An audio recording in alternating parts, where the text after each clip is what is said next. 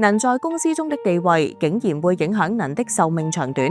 最近我讀了一本非常有趣的書，書名為《被出征的世界》。顧名思義，這本書探討了當今社會盛行的集體批判與取消文化。隨住資訊科技的迅速發展，人們獲取各種資訊變得更加便捷，而人們也有一個特性，就是喜歡對他人進行評判。即使對他人了解有限，在網絡世界中，人們總能找到志同道合的夥伴。大家在同一議題上發表意見，迅速形成信息循環，讓我們的觀念越加堅定，影響力也隨之擴大。此外，人們普遍傾向於討論他人的不足並加以批評，遠多於讚賞。這是因為人類天生喜歡比較，當發現有人比自己優秀或生活更好時，往往會試圖找出他們的缺點，以此來安慰自己的心靈。例如，許多明星經常成為黑粉攻擊的對象，批評可能涉及身形、外貌，甚至一些無關緊要的生活細節。坦白說，這些批評者或許根本未曾欣賞過這些明星的作品，僅憑一張照片便妄加評論。這些批評在網絡上迅速發酵，獲得同路人的共鳴，最終使批評看似真實，甚至影響當事人的心情與事業發展。書中指出，這種出征文化未必有利於個人及社會的發展。無理的批評或許帶來短暫的快感，但同時浪費了寶貴的時間，並使思想變得偏激，違背了中庸之道。對於被批評者而言，無辜受累，顯然既不幸又不公平。大家不妨反思一下，當看到他人被出征時，自己的內心感受是什麼？是認同並附和，還是覺得無聊且不以為然？若是前者，我建議大家重新審視這種處世態度，以免長期影響思維方式。除了探討出征文化，本書還提出一個重要觀點：人的社會地位竟然直接影響壽命長短。研究顯示，美國黑人平均壽命低於白人，在企業中，職位較高者的壽命也普遍長於基層員工。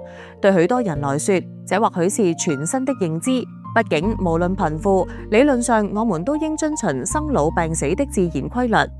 如果地位高低能影響壽命，是否意味着富有人士能以人為手段改變自然法則？有一項研究針對96名參與者進行小組溝通，期間拍攝他們的照片，並讓其他參與者根據照片猜測誰是小組中的領導者。結果發現，儘管不知其真實地位，大家仍能迅速辨識出領導者。另一項實驗則顯示，陌生人加入小組後，只需43毫秒，便能透過聲音與肢體語言判斷出領頭羊。這些實驗表明，擁有地位與權力的人會在無形中展現出影響力，甚至連本人也未必察覺。而這種影響力會改變他們的心態與幸福感，進而影響健康。被出征的世界一書提到，在富裕的美國，白人平均壽命為77.6歲，黑人則為71.8歲，差距約5年。即使全球人均壽命普遍上升，美國白人工人階級的平均壽命卻在下降。專家將原因歸咎於兇殺、自殺及藥物濫用。類似情況也出現在英國。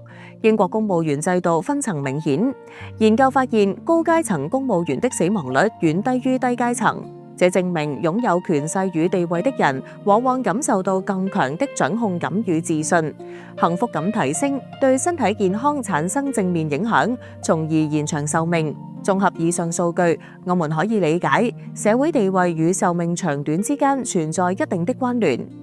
然而，我想強調的是，生命的長度並非最重要，生命的質量才是關鍵。儘管有些人地位崇高、壽命悠長，但因承受巨大壓力、害怕被綁架或暗殺，生活反而不如普通人豐富。這樣的生命真的值得羨慕嗎？國外研究指出，當收入超過約70萬美元後，額外的財富對快樂感的提升有限。雖然此數字僅供參考，但它提醒我們，擁有越多金錢，不一定帶來越多幸福。與其盲目追求財富，不如珍惜每一天，尤其是健康與親友相伴的時光。最後，俗話說：事不關己，己不勞心，與己所不欲，勿施於人。我們經常接觸到關於他人的各種資訊，這些資訊容易影響我們對他人的看法。我建議大家在面對這些信息時，提醒自己不要輕易將自己的想法強加於人。每個人都有自己的故事，與其批評他人，不如專注做好自己。因為別人的人生是他們的，我們的人生才是我們能掌握的。如果能對本文有任何想法，歡迎在留言區與我們分享。